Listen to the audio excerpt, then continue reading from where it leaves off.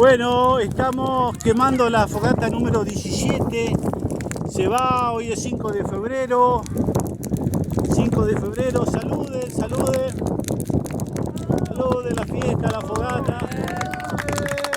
Gracias por venir. Gracias.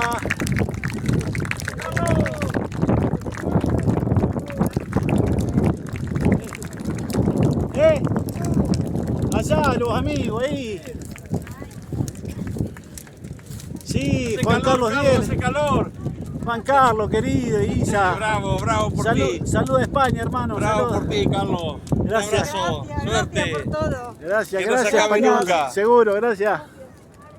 Gracias, hermano, gracias. Querido, muy bien. Gracias. Gracias por venir. Gracias. Gracias, querido. Gracias, mis amigos. Seguimos avanzando, hermano. Hola, mi Hola, amor. ¿qué tal? Sí, man. ¡Viva la fogata! ¿Eh? Muy buena idea. Gracias, gracias, amigo. ¿De dónde son? De Coronel Suárez. Gracias, gracias. Otro más. Otro vasco, bien, carajo. Bien. Los amigos, ¿cómo andás? Hola, chicos. Gracias por venir. Siempre presente, gracias.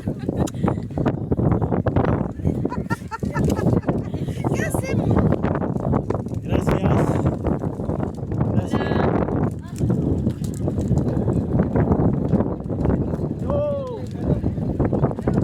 Acá están los bomberos, así que la policía.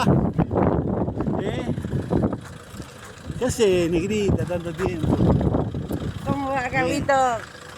Hola, Chelita. Gracias. Gracias por estar. ¿Viste? Gracias. Gracias. Comandante. Gracias, amigo. Un abrazo. Gracias, hermano.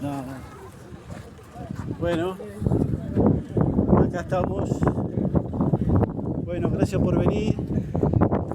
Gracias al hombre Neuquén. Freire. Hola, chicos. Hola. ¿Cómo andan? Mirá, qué fogata, che. Acá el amigo Martínez.